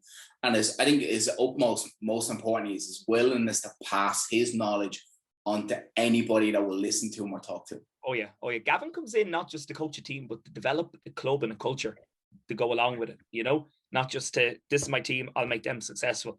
He has often said to me that if he leaves a job, his big goal is that he's left it in a better condition than he got it. You know, when he's done, when his time is up with a team, he wants to have left the club, the team, everything in a better position than when he got it. And you can see that with everything he's trying to implement. And obviously the club are backing Gav, not only as the National League coach, but they're backing Gav to build that culture, philosophy, that pathway in the club. And it's class. Like, and you've seen it, and I've seen it working with Gav. You know, National League coach. This is all great, but Gav's really concerned about what's the 5-year-old doing. Yeah. How can I improve the 5-year-old? How can I engage the 5-year-old? That way, then he's now an under 10 player in a couple of years. How are we then developing them under 10s to be our superstars at 12? And then how are we then, you know, remodeling or redeveloping that under 12 player? And again, keeping them engaged, but again, developing them, making them better players. That now suddenly at 16, they're an international at 16. And they're, you know, a representative of our club for all the hard work that we have done as a club. And then it's like, okay, so you're now an international at 16, but we want to keep you and, you know, make you play Super League, but be an international all the way up as well through our pathway. And you can see the work that Gav's doing in the background, and obviously other coaches in the committee and the club behind the scenes as well. Like, but he's just, I don't know how he does it. Like, yeah, well, I know, and keeps going off. I know that man gets about 4 hours sleep a night. I can go during the day, but I need 9 hours sleep. If I don't get that, forget it. I'm done. It's hilarious because, like, you know, you've worked at camps with him, and we've been at camps, and he functions at such a high level at camp and his energy, and then he really only comes to life at like 9 o'clock at night. Gavin stayed with me for one of May's first camps, and he was coming down and staying with me for the week. And you do the whole day's work and you're buzzing after it when you go home and you go into that quiet period. Gavin's still talking basketball and still going and next thing you look at the clock and it's like 2 a.m. You go, oh shit, I'm up for work at 7 a.m. because you've just been talking basketball all night and the time just goes like that. He just has, I call him the Energizer Bunny or the Duracell Bunny, because it's just how he goes, like from start to go. And like, you seen at camp last year or the year before, like he'd be at camp the whole day, be go. Yeah. And then he's doing a session after camp, and then he wants to do another session after camp, and then he still wants to keep going. You're like, Gav, I got work in the morning, buddy. I call the Energizer Bunny Gav. Yeah, definitely. That's how energetic he is. So obviously, just to stay where we are in National League, and obviously we're talking about some of our younger players in development, like you look at the talent pool we have there. I think if we get going, and hopefully it looks like we do, that's super exciting. Obviously for you, like, well, I'll give you the label, unfortunately, as being a veteran player now. I'll take it. But it has to be so exciting to play with that rich talent pool that's there, especially with them being so young. Yeah. I mean, I love to see the young lads come into our training sessions. You know, we've had sessions this year where Jake has stepped in, Max has stepped in, Dan Beck has stepped in. You forget how young they are. They're 16. You know, it's crazy. I think Max even jumped in one stage as a 15-year-old, which is just bananas. It's crazy. But the talent coming through is great. You just hope, again, that the jump to learning the professional game, that they accept it and can make it, you know, that it's not just about the talent and turning up the training once or twice a week. You know, they have to do the little bits off the court as well.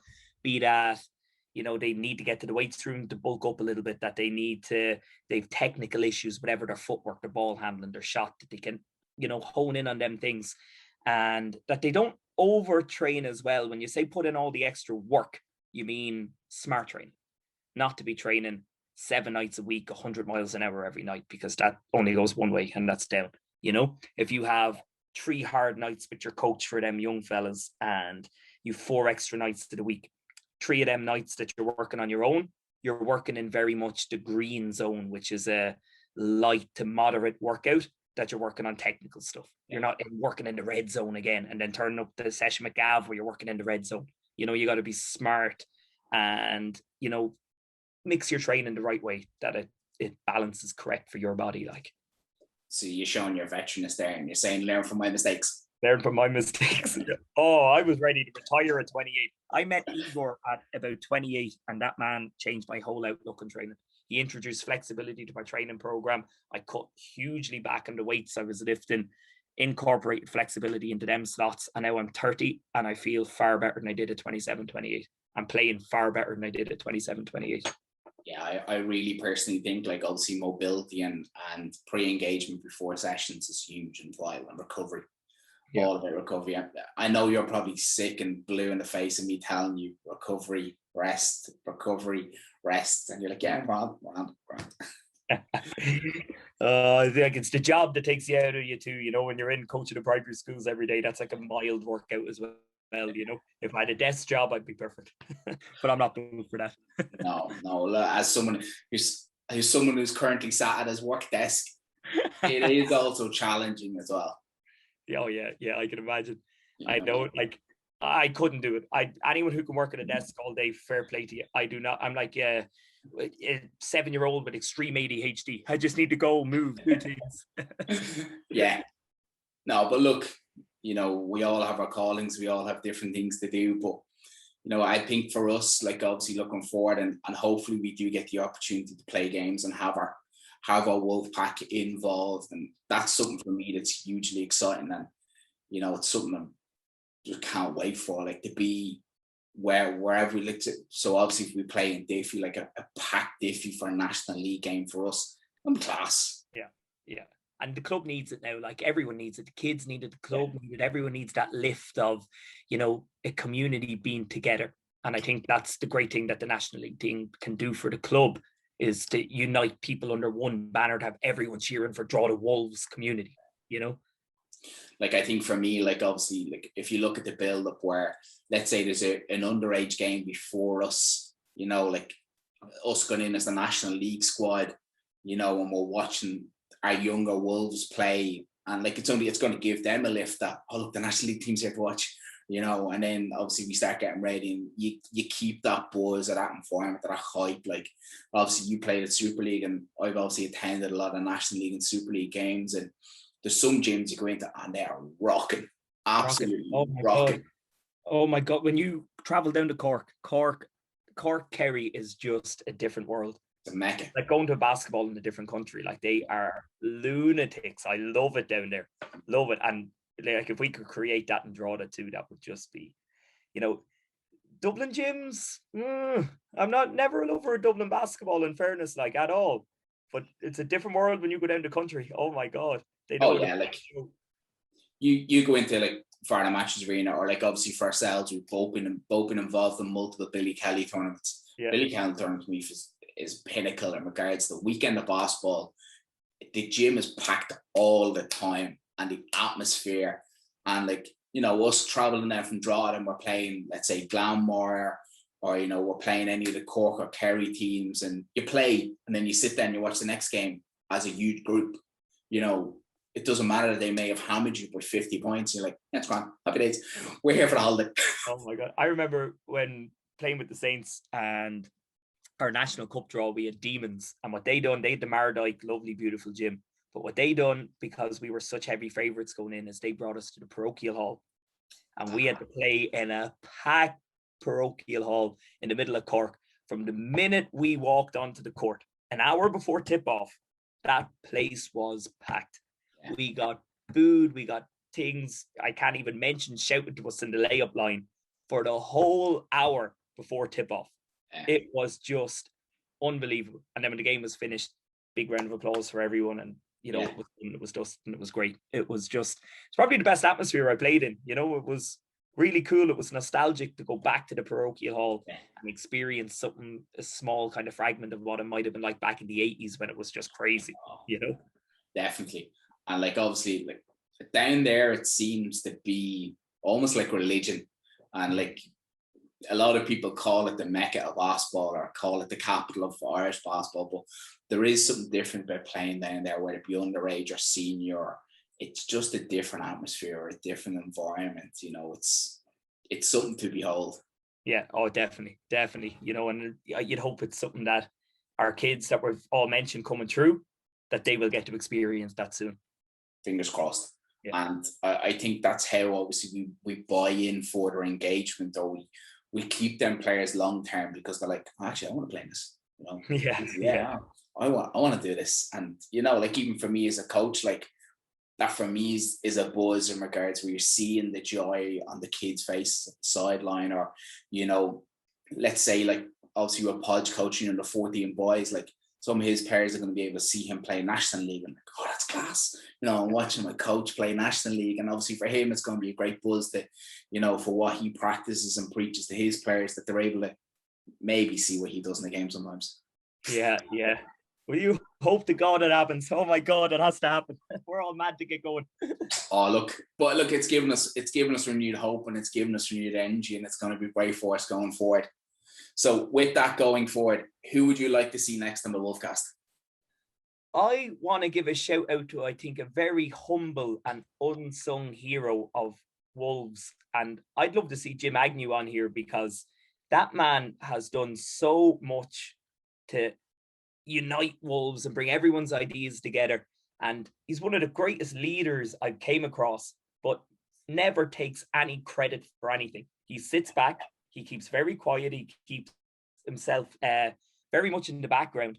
But this club would not be where it is thriving today if it wasn't for a lot of people. But I think he was the glue to put it all together in the end, and I'd love to see him on this show. Loved it. Yeah, no, so the chairman is obviously someone that I've talked to at the very start of this, when I had the original idea and the concept. And you're right, he likes to go about his job very much under the radar. Very quietly, and he deserves a big pat in the back, and I'd love to see him on this and get some of the credit he deserves. Yeah, no, it's something we've talked about. So he is at the end, further down the line. So I think that is a great show. And obviously with him being the chairman of the club, and as you rightly said, like, he's been a huge factor and a huge push for the two clubs obviously amalgamating. But obviously when he was the chairman of Bullets, he done huge work there, and now obviously he's doing huge work as the Wolves chairman, and he's a lot of things in the pipeline and a lot of things being worked, and he comes up with some great ideas. But I think as a whole as well, like, he's just so, I think you used the word humble, but I think he's just so open-minded to everybody. Like, no one has a bad idea or no opinion. Like, he takes everything on board. He's very happy to work with anybody, whether they have an idea or they're looking for guidance. I think he will be a very interesting one to have on, and hopefully might have him on very soon. For sure. Like, I mean, the man, not just his work he's done here, he done phenomenal work with Rowdy United back in the day as well. So for us to have someone like that leading our club, that's been at the highest level of sport in Ireland with somewhere else, we're very lucky. We're very lucky. Yeah, no one like that. Like, I was very, very lucky to work with Rowdy United at the time I did, and obviously he was involved, and it was super. And you're right, like, he's being at a pro football team that were in Europe at the time, and was very happy to go on European trips. Thanks very much. But he's not in it for any glory that you would see other chairmen in different sports get into. He's in it for the right reasons, and how does he make the club better and evolve? But he's very much about community and development, and how we are in the community, and what can we do more for the community. And I think our future is very bright with him as the chairman. Look, he's an unsung hero in the background there, and he does deserve a pat in the back, a huge pat in the back, and some of the credit that, he's such a humble, quiet man sometimes, that he probably doesn't like any of the publicity that he should get, and he should put himself out there more and take some credit for the great work he's done.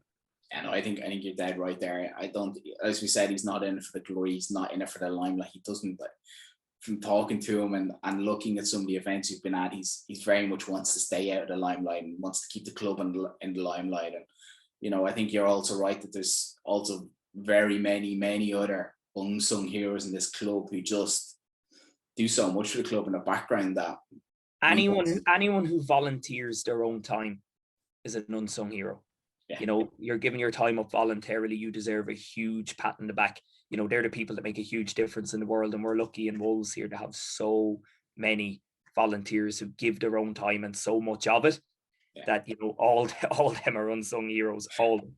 Definitely. And like, look at the position they've got in the club, and we're now a National League men's team. Like, without them people, we won't be where we are. We'd still be playing Northeast. Oh, for sure.